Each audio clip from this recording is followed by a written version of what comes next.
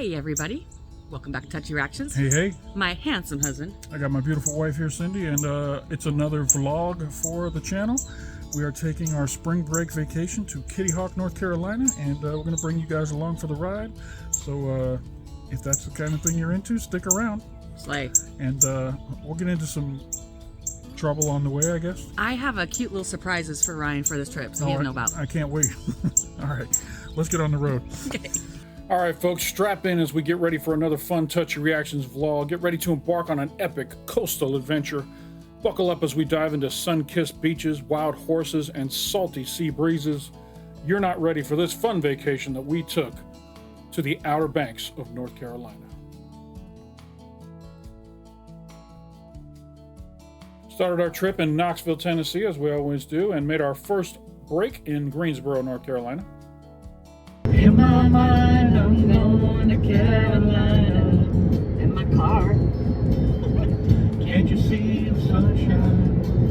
Can't you just feel the moonshine? Lead it just like a friend of mine. Hit me from behind, and I'm going to Carolina in my mind. We left early Saturday morning. The traffic wasn't too bad. It was overcast this first day of the trip, but we had good weather the whole rest of the trip, so we got all of our bad weather out of the way while we were driving, which was kind of nice.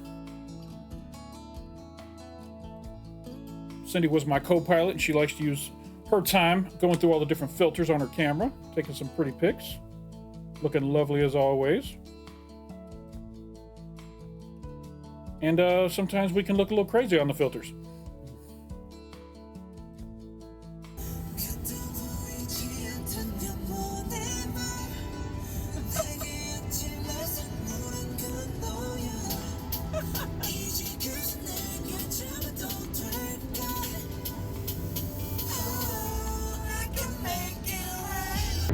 Welcome to North Carolina. What did you say? Kakalaka, Why are you going up the... North Carolina. We stopped in Greensboro at Vaquero's Mexican restaurant and had a nice little lunch. Had this nice chips and dip platter to start with, and then we wrapped it up. We both shared a delicious Tex-Mex burrito for lunch. Then we continued the rest of our drive into the Outer Banks of North Carolina, but the weather was not cooperating very much at all. It started off with a little bit of rain, and then they threw in a little bit of fog to go with the rain, and then they threw in more fog to go with the rain as we started crossing massive bridges to go over the ocean, and then it just got worse and worse as we got closer to the Outer Banks. The resort we stayed at was absolutely gorgeous. It's known as Beachwood Resort in Kitty Hawk, North Carolina. It's part of our timeshare that we have. It's a beautiful, serene lakeside retreat with lots of cabins and bungalows. They have indoor and outdoor swimming. The only one that was open while we were there was the indoor pool. You can take paddle boats out on the lake. You can do some fishing if you want to. The facilities are really beautiful. The rooms were nice and big. We had our own full-size kitchen with a fridge and a stove and everything, which was really nice.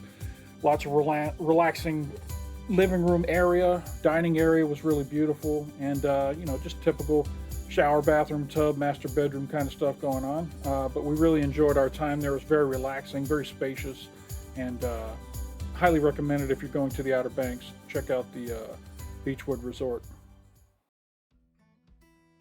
All right, on our first day out, we decided to start by going out to the local stores and do a little bit of shopping, get some souvenirs. We got some clothes, we got t-shirts, hats, sweatshirts, all that kind of stuff, a little swag for our trip. Cindy got these beautiful shoes that she absolutely fell in love with and wore the whole time we were there.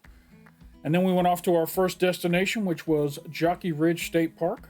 Jockey Ridge State Park is the tallest living sand dune system on the Atlantic coast. It actually rises up 110 feet above sea level. And it's just an impressive feat of nature. They have hang gliding school there. We decided to trick our kids by sending them all these pictures of us at the hang gliding school, making them think we're going to hang gliding, but there was no way we were going to risk anything like that. You can't go to Kitty Hawk, North Carolina without visiting the Wright Brothers National Memorial. It commemorates the first successful powered airplane flights conducted by Wilbur and Orville Wright on December 17, 1903. At the top of Kill Devil Hill, there's a 60-foot granite monument that stands as a tribute to these visionaries and scientists who spent their time working and tweaking on this airplane to make it work.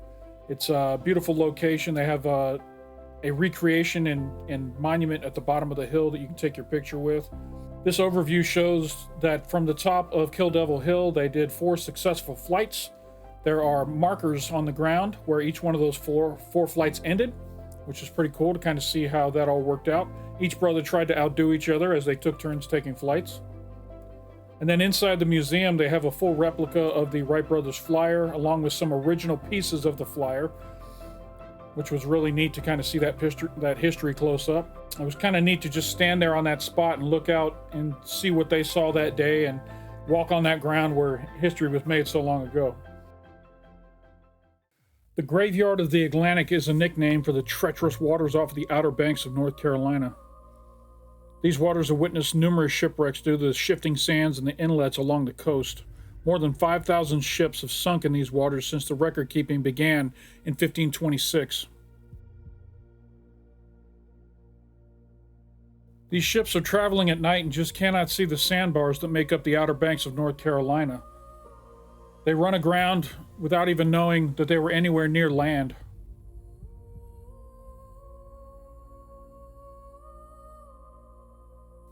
There's a beautiful museum called the Graveyard of the Atlantic Museum in Hatteras. And there's also been many books written about the famous shipwrecks that have happened in this area, including the USS Monitor. In order to curb the amount of shipwrecks, lighthouses were built all along the Outer Banks. So we left Kitty Hawk and headed to the first of 4 lighthouses that we were going to visit on this trip, the Bod Island Lighthouse.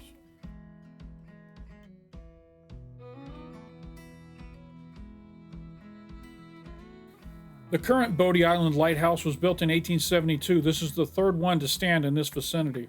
It's open to visitors and you can actually climb it between April and Columbus Day every year.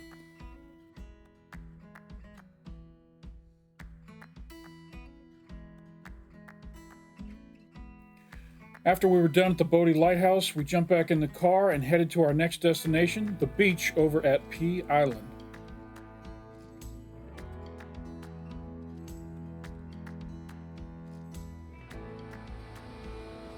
It was very desolate. There was no one else on the beach but us. It was just nothing but open beach in both directions as far as you could see.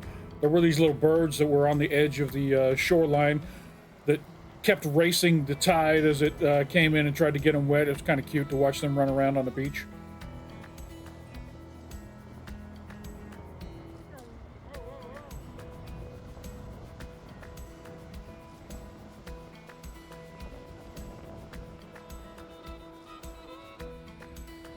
Just a beautiful day, windy breezes coming off the ocean.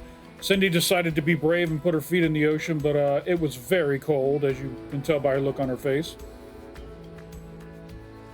We just hung out for a little bit. It was getting close to sundown, so we enjoyed the beach for about 30-40 minutes, and then it was time to jump back in the car and head back home for the evening.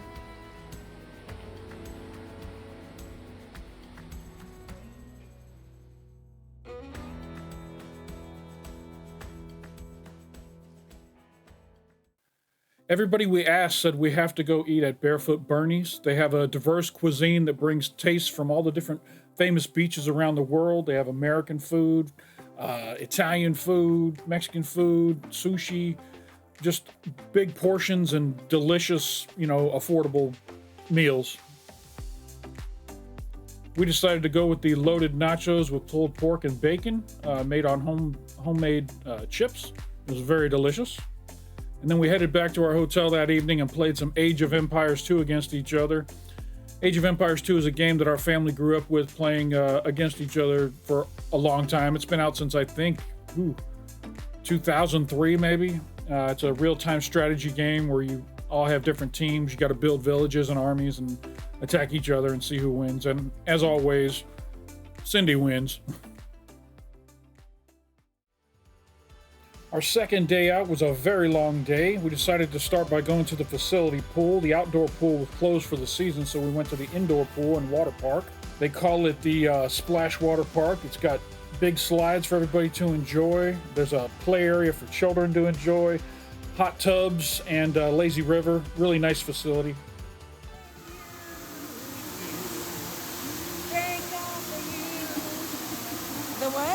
turbulence beneath my wings. You are the turbulence beneath my wings. Well, this filter really makes me look pretty. Cindy found this filter on her phone that just made her look glamorous and beautiful as always.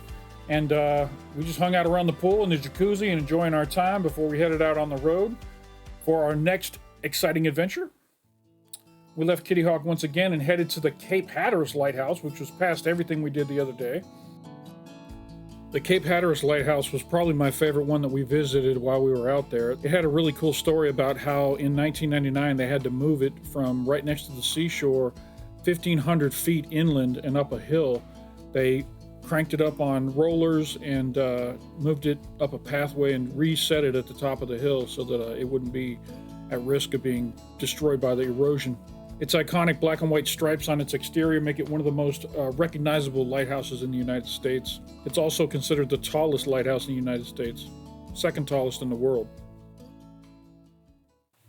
We left the Cape Hatteras Lighthouse and headed south to the end of the island where the Hatteras Ferry terminal sat, which was the end of our tour, but we decided to be ambitious since we still had some hours left in the day and decided to take the ferry to the island next door called Ocracoke. So we loaded onto the ferry and headed out into the water. So here's the boat. Can I get your face?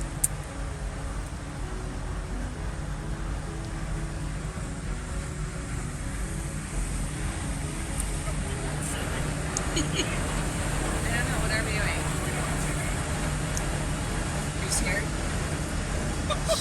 I've seen this in movies. I've never done it in person. Yeah, I've seen this on Jaws. Yes, I've seen this on Jaws too. We had never been on a ferry before, especially with our car, so this was all new to us. Those of you who take ferries all the time, I'm sure it's like no big deal, but to us it was very exciting. We took lots of videos and got out and walked around and really enjoyed it until we showed up over at the Ocracoke Ferry terminal. Are you ready to drive? I can't believe this boat trip was free. Yeah, what did you think it was going to cost us? We just took an hour-long ferry and it was free.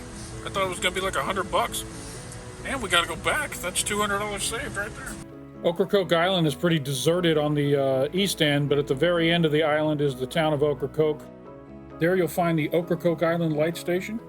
It is the oldest in North Carolina, constructed in 1823. This tiny little light bulb has 8,000 candle power and can be spotted from 14 miles away, thanks to the amazing engineering of the lenses in this lighthouse. Its walls are solid brick, 5 feet thick at the base, tapering to 2 feet thick at the top. To reach the top, you'd have to climb 86 stairs. It was getting late in the evening and it was a time to take a lot of beautiful sunset pictures, so we got out of the car a couple times, took some scenery shots, took some personal shots. The sunlight was just beautiful for this time of the day, and we were just enjoying the evening together in this tropical paradise.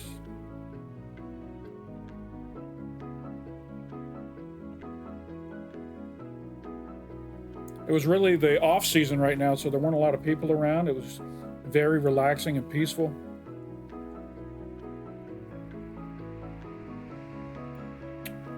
We were sad that the day was ending. We had a long trip to get back across the water and over to our island, and a couple hours of driving left, so as we enjoyed the sunset, we had to head back over to the boat. On the boat ride back in the dark, I took advantage of my good camera on my phone and got some really good night shots here on the boat. It was a very long day. By the time we got back to the shore, we had about a 2-hour drive back, but fun day all in all. After a good night's sleep, we began our third day out, which was all about wild horses. On the way to the horse tour, we stopped by the Currituck Beach Lighthouse. This was a very unique lighthouse in that it's not painted, it's still red with the original brick color, and when it was up and running with its oil lamps, it actually had red lenses, so the light you would see from the ocean would be red, which would help you identify where you were outside of the coast of North Carolina.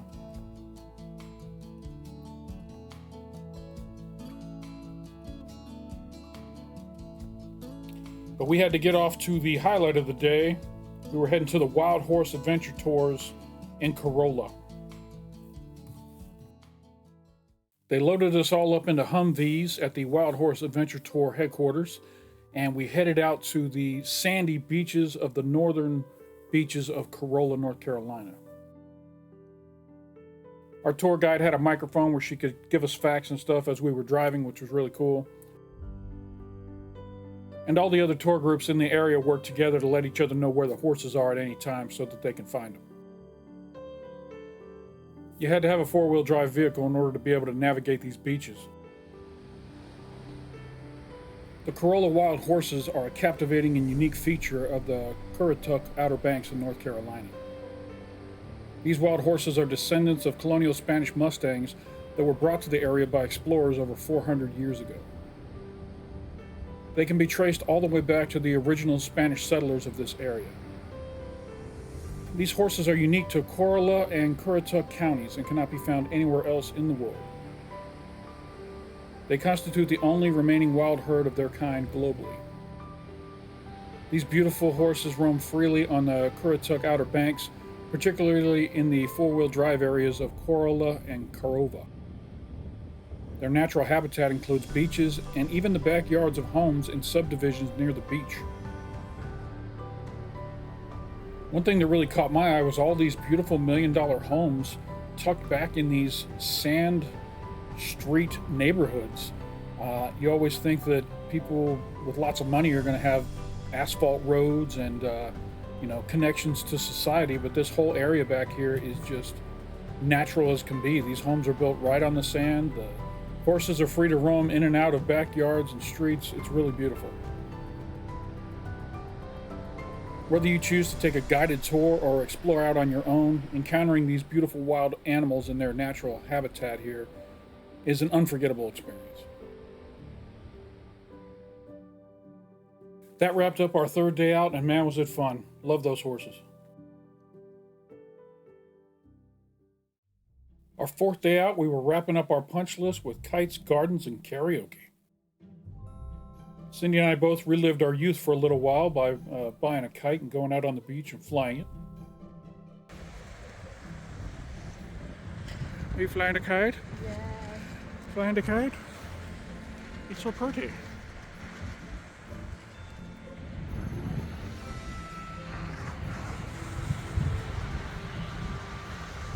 After we got done flying kites, we headed over to the island of Roanoke. We wanted to visit the Elizabethan Gardens. The gardens are actually located on the premises of Fort Reileigh. These gardens were actually established as a tribute to the first English colonists in the New World. The construction began on June 2nd, 1953. That was the same day that Queen Elizabeth II was being crowned the Queen of England.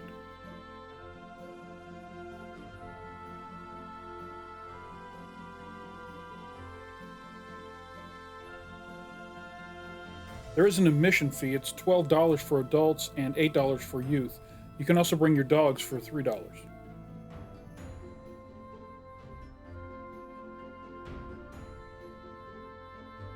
The gardens cover 10.5 acres and have over 500 different species of plants.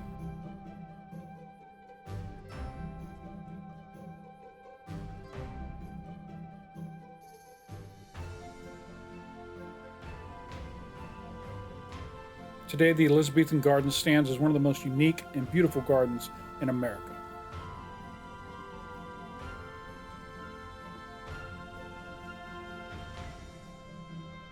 Its formal opening took place on August 18th, 1960, which coincided with the 373rd anniversary of the birth of Virginia Dare, the first child born in America of English parentage.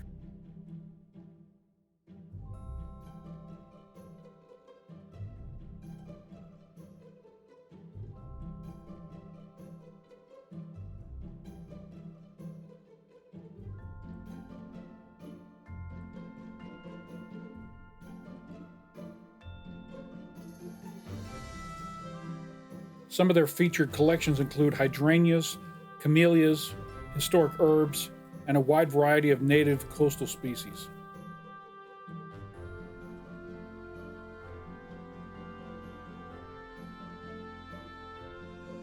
They also had this really cool butterfly garden that during the right time of year, if you go in there, they have all kinds of butterflies, including ones like this beautiful monarch right here.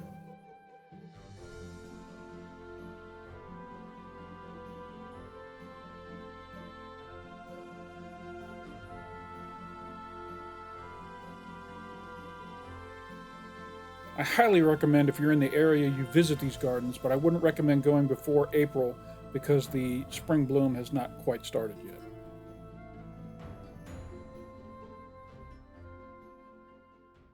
It was our last night in town and we wanted to get out and do some singing, so we asked around and everybody said, "'Twas but one place to go singing karaoke in the Outer Banks, and that be the Jolly Roger." The Jolly Roger is a pirate-themed bar / restaurant located right off the beach. They've got a great array of drinks and food, and it's a great atmosphere. And they karaoke like 5 out of the 7 nights of the week. So we wish we'd have discovered this place earlier in our trip. We might have been here more than one night, but we absolutely got dressed, went over and had some dinner over at the Jolly Roger, and got ready to do a little karaoke. Now, you may notice on these clips here that I recorded all of Cindy singing, and she recorded just a little bit of me singing, but I ain't mad about it. Ladies and gentlemen, Cindy.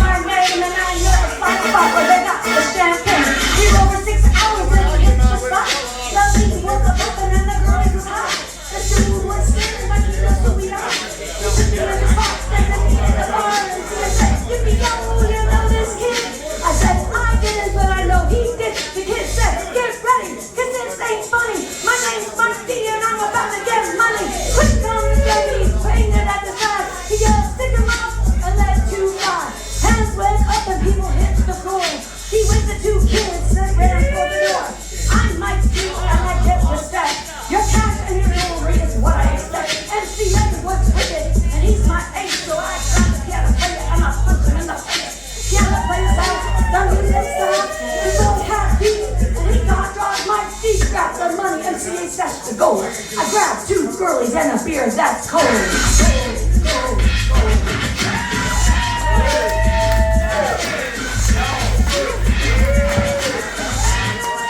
Oh, Cindy.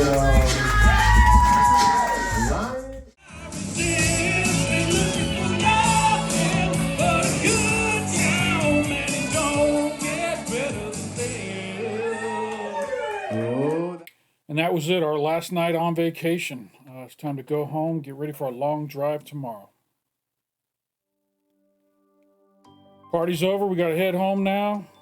Got up in the morning, packed, got on the road nice and early because, again, we got 10 hours to drive and we got to get this done.